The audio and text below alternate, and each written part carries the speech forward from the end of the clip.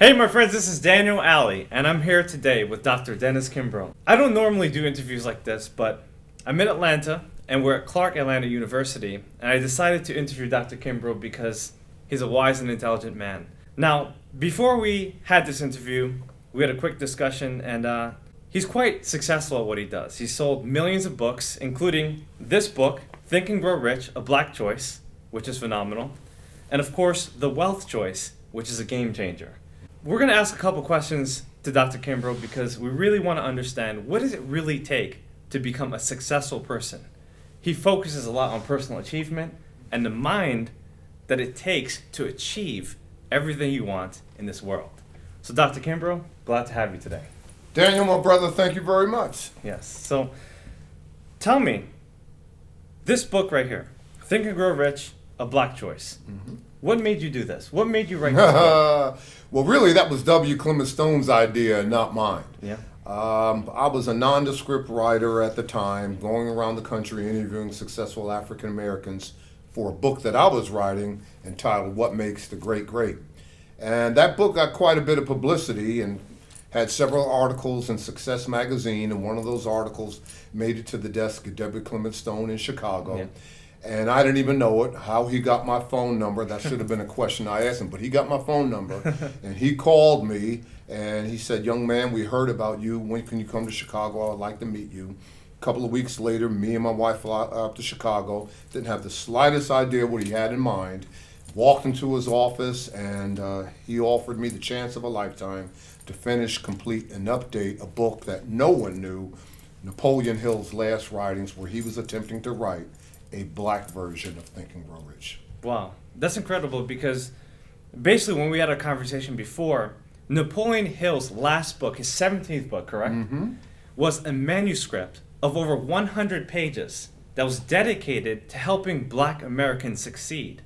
And Dr. Kimbro decided to write this book, and basically it has helped so many people, millions of people all around the world. And tell us, what is you said we took 7 years to write this book. Mm-hmm.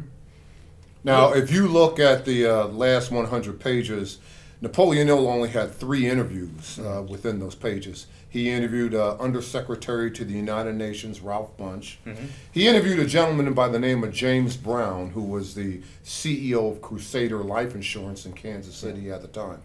None of the interviews I could use, so I took several of the interviews that I was going to use for my book. Right. And wherever I thought was appropriate, I used those profiles as an example of many of the traits and qualities and keys that Napoleon Hill was espousing in his last 100 pages. Tell me what this is right here. That's his last writings, last 100 written pages off of Napoleon Hill's typewriter into your hands right there. That's the book he was working on. This is the original. And I tell people, if Napoleon Hill would have lived 1 year longer, what became of Think and Grow Rich, A Black Choice would have been out in 1971, not 1991. Right. So Dr. Kimbro, please tell me, what was the day that turned your life around? What was the biggest turning point? This is a question that we both get asked all the time. Mm-hmm. But what was that one day that you remember distinctly that helped you to really get focused and clear on what you wanted to accomplish? Well, Daniel, I've had many defining moments, but it would have to be November 3rd, 1986. Again, to share the previous story, I had just arrived home from interviewing the CEO of Black Enterprise magazine, Earl Graves, and when I got to my house, I saw that there was a message on my answering machine. I hit the button, and it was W. Clement Stone. Again, young man, we heard about you and your writings. When you can come to Chicago, I'd like to meet you. Well, the next day, I responded to the phone call, told him I would be there within 10 days to 2 weeks because I knew it was going to take me that long to borrow the money for plane tickets and lodging for me and my wife to go to Chicago and return. What people don't understand, I took every dime I had. I was doing this full time at that particular time, living off my wife's earning as an accountant. I had 3 small children. So we went up there and walked into his office, palatial office, suburbs of Chicago. Yeah. He's surrounded by his lieutenants. W. Clement Stone is seated behind a mahogany desk, smoking a Havana cigar, polka dot bow tie, upbeat, positive, can-do attitude, just exuding, leadership and abundance. And he said to me, the first question, he said, "Young man, you're not the first person to go around this country interviewing successful African Americans. And I said, I'm not, because I had performed content analysis. There was nothing out there on the market like that. And he said, no. And he says, as a matter of fact, I got a proposition for you. And I said, what is that, Mr. Stone? He said, we want you to finish, complete, and update a book. And I said, what book? He reached across his credenza, pulled out the last 100 pages of Napoleon Hill, a manuscript that he held on for 16 years, and dropped it in my lap. And he said, that book. And my first inclination was, well, I'm honored, I'm humbled, but I can't do that. Right. And he said, why not? And I said, I'm working on a book on myself. He said, if you have any sense, push your book aside and finish this. Right. So I went home. I told my wife what transpired in the meetings. And Daniel, to be honest, I didn't do anything on what became on Think and Grow Rich. I was still working on my book. Right. And 2 months, 3 months went by. I was in my study. My wife came to me and said, when are you going to start working on that other book? And I said, Pat, I'm not feeling it, blah, blah, blah. She said, well, you need to tell them something, blah, blah, blah. Well, I did begin to write on it. And I don't know if my heart wasn't in it or not, but believe it or not, I wrote 90 pages, Wow. put it in an envelope, overnighted it to the Napoleon Hill Foundation. They opened it up, they read the 90 pages, threw it in the trash. Wow. I said, no problem, I'm a big boy, I can take it. This time I sat down and I wrote 120 pages. Okay. Put an envelope, overnight it, the foundation got it, they read it, threw that in the trash. Wow. But before I could write another page, I received a phone call from the executive director at the time, a gentleman by the name of Michael Ritt. Right. And he called me up and he says, Dennis, he says, you're an excellent writer, we receive your materials, we know we're on something here, but do us a big favor. And I said, sure, Michael, what is it? And they said, take your PhD, take your doctorate, and put it on a shelf. You won't need that for this assignment. As a matter of fact, we want you to write this book as if you're writing a letter to a friend. Mm-hmm. Best advice I had ever given. It changed my writing style overnight. Guys, think about that. He said, write the book as if you're writing to your best friend. Because when we're writing, we have to write in a more conversational tone. And that's what really gets out a personality. Mm-hmm. Yeah, they wanted the book to be seamless. They said, you got to remember, you're just not writing this book for this generation, but countless generations. So I thought about it and changed my writing style. And that's hard to do, right? Because writing means rewriting. Right. And everybody swears they know the difference between it's and it's, that and which, why you never begin a sentence with a conjunction, why you never end it with a preposition. So my mind is just blowing up, but it's the best advice I had ever been given, and the rest is history. And it made you a better writer too, right? Oh, without a doubt. Tell me about your public speaking career. The first time I heard you several years ago, I was just captured by your voice, your authority. What makes someone such a great public speaker as yourself? Well, what you're seeing is passion. And Daniel, you got to remember, and even to this day, I did not get in this business to be a speaker. Of course. I didn't know anything about public speaking. I was thrown into this arena because 2 days after this book was released, I got my first, speaking engagement. I don't know what I was doing. And you ready for this? Right. Okay, this says Think and Grow Rich, a Black Choice. Mm-hmm. The first speaking engagement I ever received was a group of stockbrokers in Pittsburgh, Pennsylvania, all white, all male, all millionaires, all Republican. Right. They looked at the cover of this book and they only saw 2 words, grow rich. Yeah. They said, bring them in. It's universal. Less than a week later, Lou Holtz, who was the head football coach at Notre Dame, brought me in to speak to his team, and the rest is history. But folks got to understand, there's 2 types of speakers out there. Mm-hmm. There's the individual who has something to say, right, and there's the individual who has to say something. Right. You never want to fit in that category. And basically, the only reason why people will come out to hear me speak are for 2 reasons. Number one, they read one of my books. They want to know, well, can he articulate the books as well as they're written? Right. And number 2, which is critical, Daniel, which I want to tell aspiring writers that, number 2 is, yeah, Dennis, it worked for you, but will it work for me? Right. I mean, I am so glad when I was given this assignment, I was dead broke at the time. I mean, wherever you are in life, if you've been broke, I've been broker. If you're broker, I've been brokest. And it would have been nothing for W. Clement Stone to reach into his lapel pocket, pull out his checkbook, and write me out a check for $100,000 and say, go finish this book. Right. Because I did ask him for financial support. I asked him, I said, Mr. Stone, I'll do this under one condition. Right. And he says, what is that? And I told him I was broken. I said, if I had some type of financial, backing, but he said, no. And he was almost indignant when he said, I'm not going to, course. give you, he said, no one gave Napoleon Hill money to write. And Carnegie did pay, reimburse him for any outlay of expenses. He said, we're not going to give you that. He says, but if you really want to find the answers to your questions, why one person succeeds while another fails, why is one individual rich and wealthy while another is impoverished, it is in this laboratory that you must find them. Right. And I am so glad because I can go anywhere, any place, anytime, and no matter what you're going through, I've been through it. Right. And quick backstory too. Andrew Carnegie, who was one of the richest men of all time, commissioned Napoleon Hill to do a similar task. So that's why Dr. Kimbro is known as the Black Napoleon Hill. Yeah. So I appreciate that. I appreciate that. Okay, I'll remember that. The Black Napoleon Hill. That's a big deal. Uh-huh.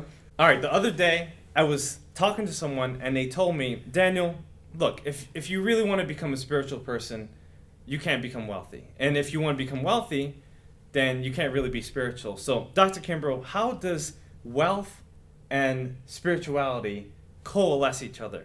Can you actually be wealthy and spiritual at the same It's time? not either or, it's and both. As I told you in my office, Daniel, the Bible is a very old book, but it's still ahead of its time. Right. And the reason why it's ahead of its time, because it's written in allegorical format. In other words, if you opened up the Bible, you got 40 authors, 66 books in the Bible, and if they were written by, say, a football coach, okay, and you open up the book of Matthew, the book of Luke, and it says 42 YZ out on 3. When you get to the line of scrimmage, check with me. Right. That means only people who had that nuance, who understand the jargon, football jargon, would understand it. Of course. If the Bible was written by a nuclear scientist, E equals motion times the algorithm, blah, blah, well, you wouldn't be able to understand it. But it's written in story format. Yeah. In other words, no matter where you are in your personal professional development, there's food for you on that page. Exactly. Now, what does that have to do with wealth, and what does that have to do with spirituality? This journey that we call life is a classroom. Right. And unlike any classroom that you've ever been in, you're not only the student, but you're the teacher. Of course. So, your responsibility, teach yourself well. And how do you teach yourself well? You end the confusion. Okay? Whatever can be said about you can be said about God. Right. You need to thank God every day that you're created in His image. He's not created in yours. Right. So what am I saying? I'm saying God is not sick. God is not weak. God is not poor. God is not depressed. God is not frustrated. And God is not afflicted. Right. And when you close that gap, that's heaven. Right. Heaven is a clear understanding of who you are and what you are. Right. Everything happens to you twice in life. The inner, the outer, the thought, the thing, the mental, and then the physical. And what does the Bible say? The Bible says the first shall be last and the last shall be first. Well, Daniel, going back, depending on who you ask, well, what does that mean? Well, you got a lot of black folks out there that says, well, black folks have been last all these years and one day we'll be first. No, it doesn't mean that. Not at all. It means that we live in a world, Daniel, we live under a concept that says, until I see the physical, I won't believe it. Of course. Until I see the actual book, don't tell me you're going to write a book. But you gotta have faith. Yeah. You gotta know exactly what you want. But the Bible says, well, the physical that you have first, put last. Okay. And the mental that you have last, put first. Amen to that. You begin with the end in mind. And where's the end in mind? Your vision. Of course. And your number one responsibility, wherever you are, constantly raise your level of vision. You gotta see the future if you want to be the future. You gotta believe in yourself if you want everyone else to believe in you. You have to have a conviction. And what's conviction? Yeah, just passionate, committed mind. Conviction is a force multiplier. That's a big deal. It's beyond deal. And the thing is that God wants us to be rich because why would He make diamonds for His enemies? He made it for His friends. In fact, if you read the parables, a lot of it has Jesus blessing people with wealth. I mean, the first miracle is turning water into wine at Cana, at the wedding, and such a big deal. I mean, all those water gallons, it turned into wine, and wine back then was a symbol of wealth. Only the best people at that time could drink that kind of wine that He produced. It's a big deal. And wealth is an idea. Yeah, and wealth is a choice. Yep. It's a choice that we have to consciously make if we want to become the person that we want to be. There's no financial deficit in the world. There's a spiritual deficit. And money is becoming, money is being produced every single day, all the time. Everything you want is already out there. The cars, the clothes, the food. It's not about being materialistic. It's about knowing consciously that it's there for you. If you want a nice tie, if you want a nice suit, if you want a nice purse, whatever you want, it's already out there. You just have to really desire it. You have to want it and go after it with all your heart. So Dr. Kimbro, as we become successful, we have to have habits, routines, disciplines in order to sustain that success. Because once you make it there, it doesn't just stop. You have to keep going and going and growing. So what are your top 3 habits? Tell the world. Well, my first habit is living in the moment. And what type of moment we're talking about? Well, I begin my day with prayer, and I end my day with prayer. So the moment I'm discussing is life between the 2 prayers. Right. Number 2, deep desire, inquisition. I read, I study, I grow, I want to know. Whatever it takes, that type of attitude. And then number 3, trying to be a servant. Right. Trying to be somebody who is living in this time and place and willing to pass that baton on to future generations. And that's the only reason why we were here. Right. I mean, if I said 50 million times, if you lived a normal life, right, 77 years on earth, you get 32,000 days on earth. Time isn't running out, but your life is. Yeah. So the question begs asking, when it's all said and done, what will others say about you? Right. We are living our legacy every day. Right. And how would you define a legacy? A legacy is the actual definition of a legacy is what I just stated. Right. When it is all said and done. Sooner or later we're all going to be in that position in life when we look back on our life and we want to answer the question, what were the 5 definitive points right, of your life? Right. And a lot of people don't even know. You go to Amazon right now, and as you know, Amazon, tracks anywhere between 6 and 8 million books. Every day, 150,000 books are written on goal setting and purpose. Right. And still to this day, people don't even know why they got out of bed, let alone leaving a legacy. Right. But we are here to leave our legacy. We are here to leave our fingerprints on life and to make a difference. 4 things in life you want to do, Daniel. Number 1, you want to make a difference. Number 2, you want to make a difference with somebody else who wants to make a difference. Number 3, you want to make a difference with somebody else who wants to make a difference, doing something that makes a difference.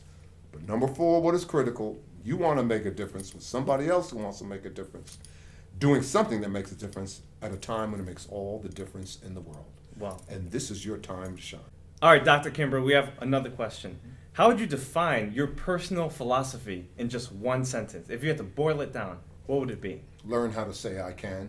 Right. Whether you look on my business card or look at people don't use stationery anymore, but I still use stationery. Learn how to say I can, because in my conversations with Earl Nightingale and the time that I got a chance to meet Og Mandino, that's when I defined my particular definition of success. Success is the progressive realization of a worthy goal or ideal. Yeah. Well, Daniel, what in the world does that mean? We always throw this particular society of ours, which is celebrity laced, always throws a dollar figure on success and whatever. Well, money may not matter unless that's your personal goal. Right. So under that rubric, success is the definite realization of a worthy goal or ideal. It means that a successful individual is a school teacher, an individual who sets out on a path to become a school teacher, goes to school, goes to college, and does that. Yeah. A successful individual might be a high school dropout who says, see that corner service station there? I want to get a job at that service station, maybe one day own that service station. Right. And sets out on a path to do that. That is the true definition of success. What we do, or what society does, we always try to measure it. Right. How much money did you make? All right, how many Rubiks did you sell? How many? No, we are in the process. It is the journey, not the end result, that defines the individual. Right. And remember, guys, there's more fun in aspiring and desiring than there is in acquiring that success. Because you might set a 5 or 10-year goal, and you might reach it, but then you look about and you say to yourself, you know what? There's actually more I want to accomplish. You become hungry for more success, but you have to have that hunger. You can't be standing at the buffet line expecting to be hungry if you're always having a feast. You got to go out there, get out of your comfort zone, and do the thing that you are afraid to do. All right, the next question is going to be about relationships, and more particularly your marital relationship. Now, I've been with my wife since she was 14 years old, and that's a long time. Now, you've been with your wife for over 46 years. 46 years, guys. Tell me, what is the secret for your marriage? Don't marry somebody that you can live with. Marry somebody that you can't live without. Yeah. And when I met my wife, I met my wife at the end of my junior year. We got married our senior year. What's her name, by the way? Her name is Patricia. Patricia. And we got married by a justice of the peace, afraid to tell anybody, and after we got married, we went back to class. Yeah. So, 3 children, 3 grandchildren. Yeah.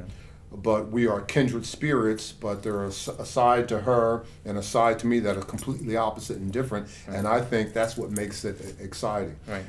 She has exposed me to a plethora of events and opportunities, and hopefully I've done the same for her. Right. And how do you guys complement each other? I try to make sure that no matter what I'm doing, whether it's in school or whether in business or my professional life, that I can incorporate my family. Yeah. That I can incorporate my family. And my wife doesn't join me nearly. When I first got out on this path and my first book was released, she would fly with me everywhere, blah, blah, blah. I doubt if she comes with me 1 out of 10 cities now or 1 out of 20, whatever. She picks her spots she'd rather be with her grandchildren. Yeah. But I try to incorporate what I'm doing with my family and try to, I try to bring as much fun and any success that I've had, make sure that it spills over with my family as possible. What do you think is the biggest lesson your wife has taught you? Arguably, the biggest lesson is that it probably can be found in persistence, and I'm the only individual who keeps score. Right. Okay, now you got to imagine this, Daniel. I mean, here's a guy with a PhD from a top university, writing this book full time, living off my wife's earnings as an accountant. A lot of people poo-pooed that. They said, come on, girl, he's not working. They didn't understand the big picture, what we wanted, in life. Right. And, it was through persistence that we were able to attain anything that we attained. Right. And it's the definition of persistence that I still use in class. Persistence is, your ability to keep score. Right. And so persistence is a level of belief that you have in yourself. Mm-hmm. And through that, going through this journey, I found out that not only am I the only one who keeps score, but it's the level of belief that you have in yourself. Right. Now, for the viewers, what do you mean by keeping score exactly? What we call failure. Mm-hmm. Well, I failed at this, and this individual said no, and I can't do this, and blah, blah, blah. No. You're the individual that how many times did you fail? Who cares about how many times you fail? Right. You're the individual that has the bottom line impact. Well, you just keep going on until you hit the mother lode. You'll keep going on until you hit your goal and objective. Right. It took me 2 years I remember when I was trying to interview Earl Graves, the publisher of Black Enterprise magazine. It took me more than 2 years to interview John Johnson, the publisher of Ebony magazine. Right. I remember when I was trying to interview the neuroscientist Ben Carson. It took me 2 years for that. Right. So, what is the mindset to keep going? Well, I knew that the book wouldn't have the breadth and depth in my writings without these paragons of excellence. So I was just going to hang in there no matter how long it took. And when I finally met them, they only had the greatest praise for me.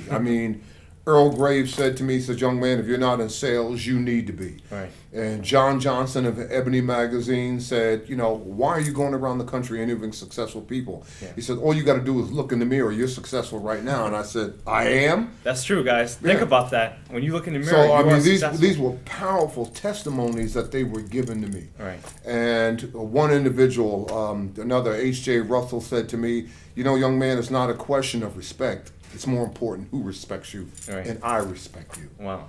Give me some more of these. Come on. So, how about TD like I told you, I quit counting at 150 interviews. Yeah. But you name them, everybody from T.D. Jakes to Tyler Perry, from Damon John to Tyrese to Steve Harvey, and I can go on and on and on. The year I was born, 1950, there were 100,000 millionaires in the United States. Right. Only 5 were black. Right. I interviewed those 5, and it's in that book right there. That's a big deal. So, my inquisition, but again, going back to advice, included in the advice that the Napoleon Hill Foundation gave me, Another portion of advice that my committee gave me at Northwestern when I was writing my dissertation, they said to me, they said, Dennis, let me give you some advice right now. Don't write your dissertation in a field that only 2 people in the Western world are going to read. Right. And I said, what do you mean? He said, look at your dissertation as your first book. And what was my dissertation? My dissertation was wealth and poverty in underdeveloped countries. Right. Right after I was granted the doctorate, Daniel, it wasn't 2 weeks till I ran to my wife. I mean, I literally ran to her. Right. I said, Pat, I know my first book, the first book. And she was saying, oh, I'm glad you know your first book. Okay. And she says, what is it? And I said, well, I don't want to study poverty. Yeah. I want to study wealth. Right. And I don't want to study underdeveloped countries. I wanted to study African Americans, and that's going to be my first book. I didn't have a title, Right. but I knew on African Americans, wealth, and success, and that was it. Right. So I went home and I wrote down a list and had 50 names on that list. Right. Men and women who didn't know me, but I certainly knew them. Yeah. And I started up, and I just kept working Right. down the list. And when I got that 50, I drew another 50, and then another 50. And I Another said, one. I'm not counting any longer. Right. After 150, lost count. Yep. The man is hungry. Yeah. He knew exactly what he wanted. Yep. What was the biggest thing you learned going after these interviews? Actually securing them, meeting up with these people. I'm sure there's some people that probably looked at you funny or probably didn't show up, or maybe you came late or they didn't show up. I could tell, time. and that's why you made the assessment about my speaking and Right. passion. Blah, blah. I'm living my life story. I'm living it over again. Right, right. I mean, I have a story of how I had to borrow money for the plane ticket. I had a story of how, I had to, do I have enough money from cab to get from the airport, course. Yeah. and And that requires faith, right? You have to know that you know that you know. Martin Luther King said it, man. He says, taking the first step without seeing the staircase. Yeah. I remembered when I interviewed A.G. Gaston, Yeah. and we made a little vacation out of it. I took my wife and I took my children. It was the middle of the summer because he was in Birmingham, Alabama. Right. And parked in the parking lot, and they waited in the car with the windows down while I was in his office for more than 2 hours. And it was a low point in my life because, I'd almost lost my house on 3 different occasions. And I did have my water cut off. Right. So it was really tough financial times. And I get into his office, and halfway through the interview, as he's answering these questions, I'm thinking about my wife and kids in the car in the Right, parking right. lot. And he didn't know. And I broke down and I cried in front of him. I said, Mr. Gaston, I said, you have no idea the financial stress and strain on me. And I just start crying, and I said, my neighbors think I'm crazy. I don't know why my wife stays with me. People are doubting me. I don't know if anybody's going to read this book. And with tears coming out of his eyes, he's smoking his pipe, and he reaches across his desk. He has a Kleenex, and he hands the Kleenex to me. And he says, young man, tell me when you're through. He said, in other words, tell me when you're through crying, when you get through this pity party. Take care of business. And I said, Mr. Gaston, you really don't understand, blah, blah, blah. He said, let me tell you something now as you dry your eyes. He says, young man, greatness takes time. Right. The acceptable person will always be tested in the furnace of adversity. You hear that? Fear not, young man, continue forward. But here's my question for you. If you are satisfied where you are in life, then I suggest that you step aside for the man or woman who isn't. Yeah. And from that point on, I knew that I knew. He knew that he knew that he I knew. knew Greatness takes time, guys. that I knew. It takes time. You don't just become a multi-millionaire overnight. I It knew takes that I knew. years. It takes years. And it was, after that, it was game over. Development. It takes emotions. It was game over because he could see from a distance what I couldn't see up close.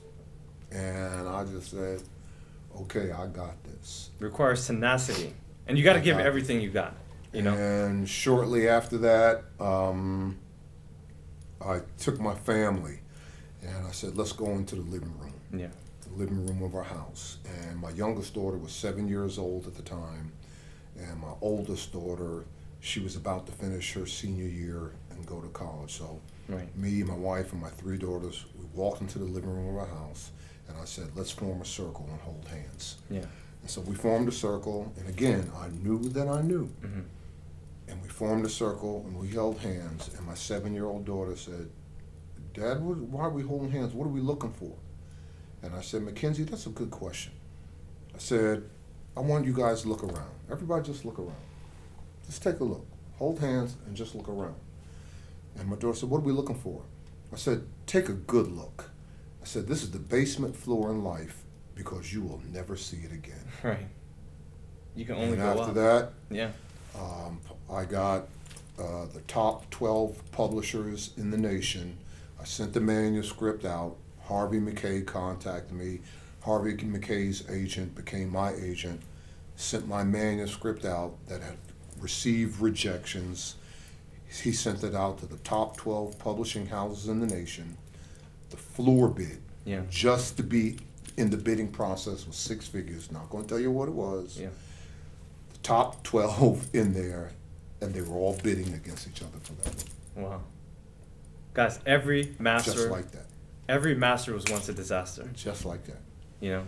So I got my girls together, and what had been taken from them from 7 years, I said, girls, go shop and get whatever you want. Right. And I didn't go with them. I was still back in my study getting my fares on. They came back after a day.